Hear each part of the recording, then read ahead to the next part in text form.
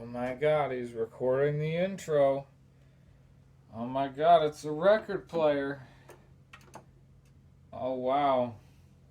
He's doing a video about records, and the intro is records. This gives you an idea of the vinyl aesthetic. And even though it looks mint, I'm going to wipe it with this anti-static brush in an effort to show you how cultured I am when it comes to this whole spinning that wax thing. God, okay. Hopefully this doesn't sound like crap.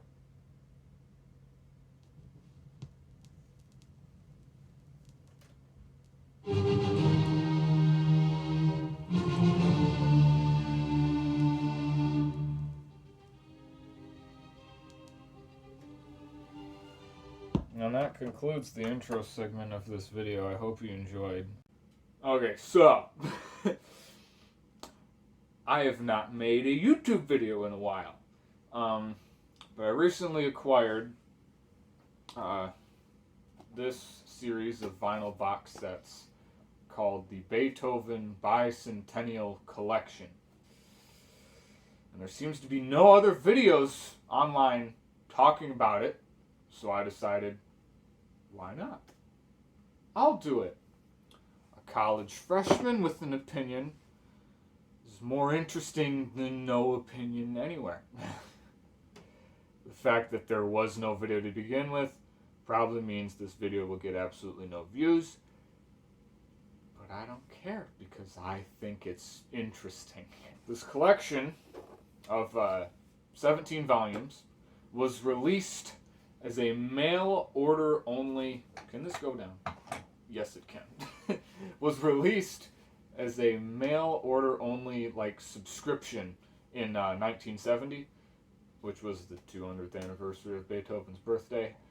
And they were quite expensive. The series was reissued in 1971 and 1972, and the price hovered around $15 for every box. With the first box, you got a free $30 value. This thing, it's a big book about Beethoven. And they were so nice that they even made it the same size as the boxes, so it looks nice on a shelf, except it doesn't, because this one's red and the other 17 have blue spines. I'm getting off track. Depending on what inflation calculator you plug the combined price of the 17 boxes into, you get a number between $1,700 and $1,900. So 50 years ago, it was like the equivalent of $2,000 for these Beethoven boxes. And a good deal today in really good condition is right around $100, which sounds like a lot, but that's $6, less than $6 for every box. And that's not even talking about this awesome book you get. So I think it's a pretty good deal, but I lost my place. The book, I was talking about the book. Duh. It's beautifully put together. If I can get good scans, I'll put pictures on the screen now. So if you're not seeing pictures, it's because they look like garbage. And if you are seeing pictures, the elephant in the room here is the pressing quality. The boxes say these are Deutsche Grammophon Gesellschaft. There'll definitely be a picture of this. Okay, so hey, it's Future Gage. Basically, what Gage is trying to say here, because I can't layer images over the screen for some reason. But here on the box, it says Deutsche Grammophon Gesellschaft. And typical pressings, you see there's the line of tulips, and it says Gesellschaft. But this is one from the box, and it doesn't have that at all. So why that's there is beyond me, because it's just not one of them. But there's no tulip ring around the center label, and it says made in USA instead of made in Germany. And the US pressings are notoriously inferior. They get warps. None of mine are warped, but a lot of people on like forums say their USDG records are warped, and the vinyl is quite loud compared to the German counterparts. But as a reference for a lot of like Beethoven's music, I think it's a great set, and it's got a lot of info. Obviously, $30 value, this book, don't you know? And if they didn't look so gosh darn cool next to each other on a shelf, I might not have took as much time as I did hunting this down. But the sheer amount of music you get for the price, because the genre of classical music is pretty much dead compared to where it was 40 or 50 years ago. Classical at any record store is dirt cheap. I personally am really glad I bought it. It has Karajan's 1962 Beethoven cycle. The biggest names in the DG catalog are all kind of in it, even if it means like kind of digging up some old crappy recording from like the 30s or 40s. Maybe not that old, but they're sonically inferior compared to a lot of other stuff on the box.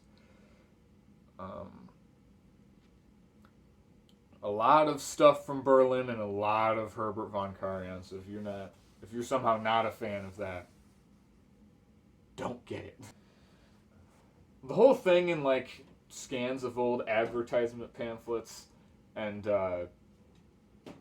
just the way it was marketed and just the quality is a cash grab. It was like Beethoven's 200 years old and we're gonna make a bunch of money selling rich old people these boxes. But I think it's a great reference, and it has almost all of, if not all of, Beethoven's music, Beethoven's best music, in one nice spot.